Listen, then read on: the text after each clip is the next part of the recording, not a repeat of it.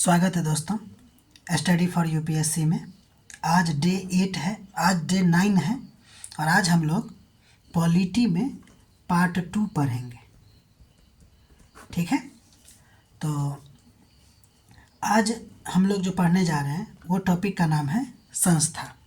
ठीक है, तो देखिए संस्था अलग अलग प्रकार के होते हैं। एक है संवैधानिक संस्था जिसको हम लोग कॉन्स्टिट्यूशनल बॉडी कहते हैं।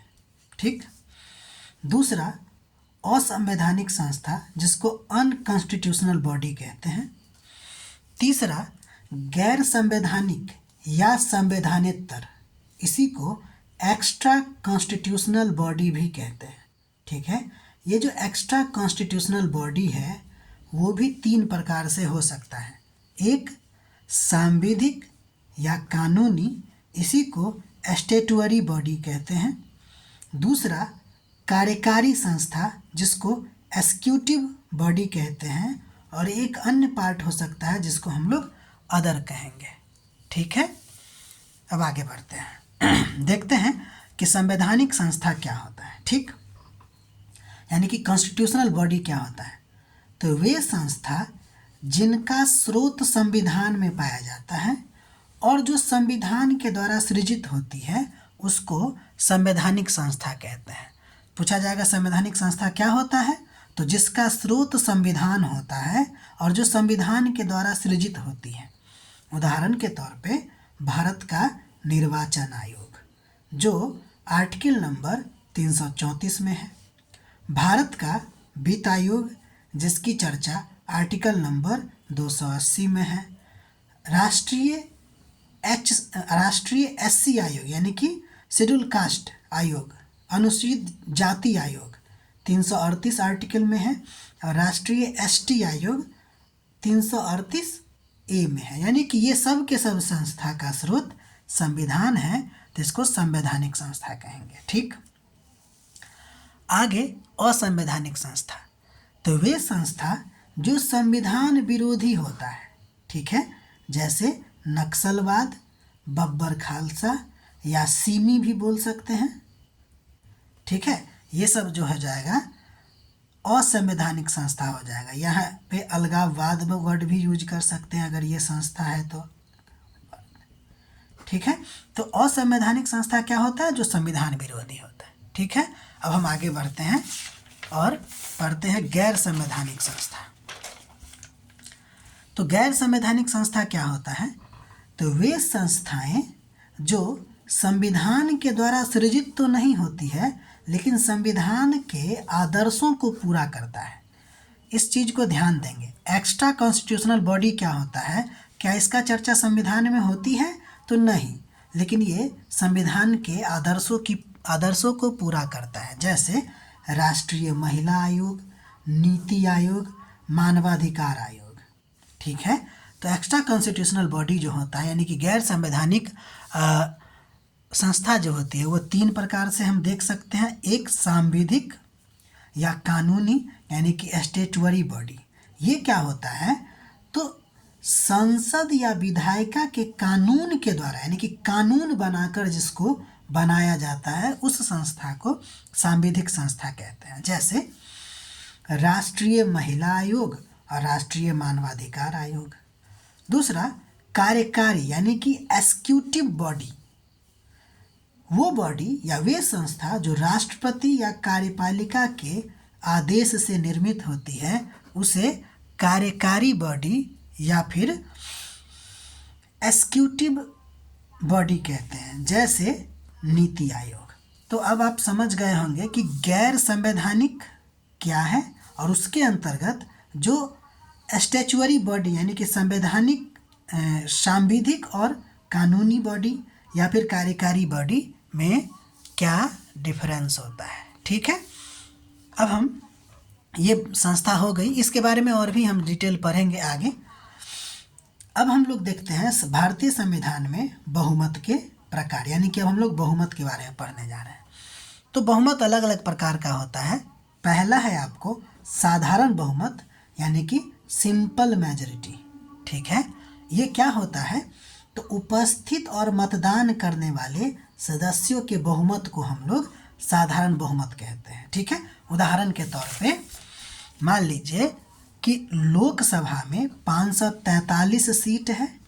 ठीक है, उसमें से प्रेजेंट हुआ 300 पीपल और मतदान किया 200 पीपल। ठीक है, तो हमारे लिए प्रेजेंट एंड वोटिंग कितना हो गया 200। ठीक है, और इसका फिर हम लोग 50% प्लस 1 यानी कि 200/2 प्लस 1 यानी कि 100 प्लस 1 यानी कि 101 हमारे लिए हो जाएगा बहुमत। अच्छा, ध्यान देंगे ये जो सिंपल मेजोरिटी है ना उसका सबसे ज़्यादा प्रयोग होता है। कहा जाएगा जो बहुमत है उसमें सबसे ज़्यादा प्रयोग किसका होता है, तो सिंपल मेजोरिटी का ही होता है। कहाँ कहाँ इसका प्रयोग होता है, तो देखिए जो साधारण विधेयक होता है इस सब के बारे में पढ़ेंगे। धन विधेयक और वित्त विधेयक ये सब के सब साधारण बहुमत से ही पारित होती हैं। ठीक है, प्रस्ताव जैसे कि अविश्वास प्रस्ताव, विश्वास प्रस्ताव, काम रोको प्रस्ताव, निंदा प्रस्ताव, कटौती प्रस्ताव, ध्यानाकर्षण प्रस्ताव, ये सब के सब आपको साधारण बहुमत से ही पारित होती है। ठीक है, तो ये था सिंपल मेजोरिटी या फिर साधारण बहुमत, मतलब प्रेजेंट एंड वोटिंग का 50% प्लस 1। ठीक, अगला नंबर है प्रभावी बहुमत या इसी को तत्कालीन बहुमत कहते हैं, इंग्लिश में इफेक्टिव मेजोरिटी या फिर देन मेजोरिटी। क्या होता है, तो इसमें हम प्रभावी सदस्यों की संख्या निकालते हैं। तो कैसे निकालते हैं, तो कुल सदस्य संख्या में से जितनी रिक्तियां हैं यानी कि जगह खाली है।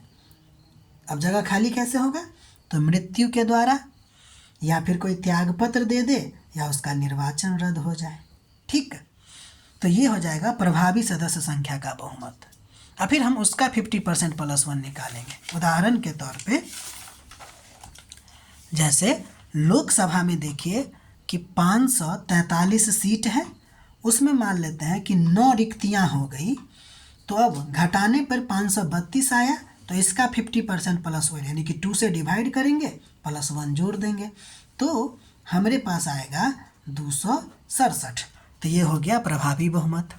इसका प्रयोग कहाँ होता है, तो इसका प्रयोग लोकसभा, राज्यसभा, विधानसभा, विधान परिषद के अध्यक्ष और उपाध्यक्ष की पदमुक्ति में।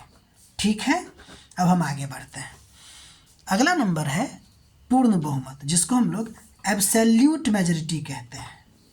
ठीक है, इसको हम लोग एब्सोल्यूट मेजॉरिटी कहते हैं।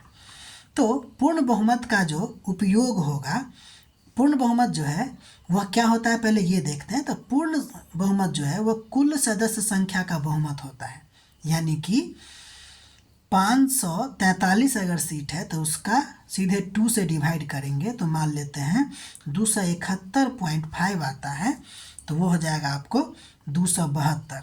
तो ये आपको हो जाएगा पूर्ण बहुमत।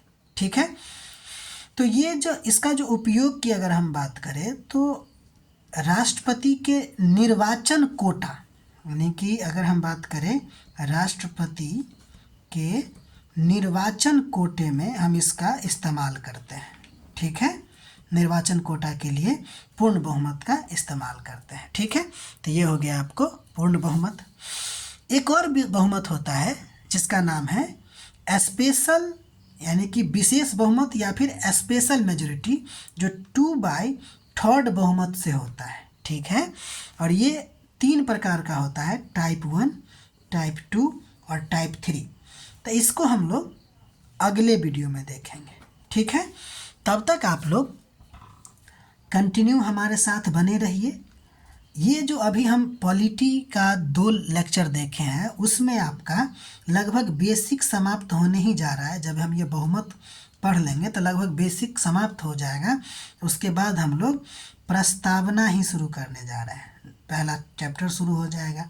ठीक है, हालांकि इससे पहले हम सोच रहे हैं कि राज्य के बारे में कुछ बता दें कि राज्य क्या होता है नहीं होता है, इससे रिलेटेड एक लेक्चर शायद वो और हो सकता है बेसिक को लेकर।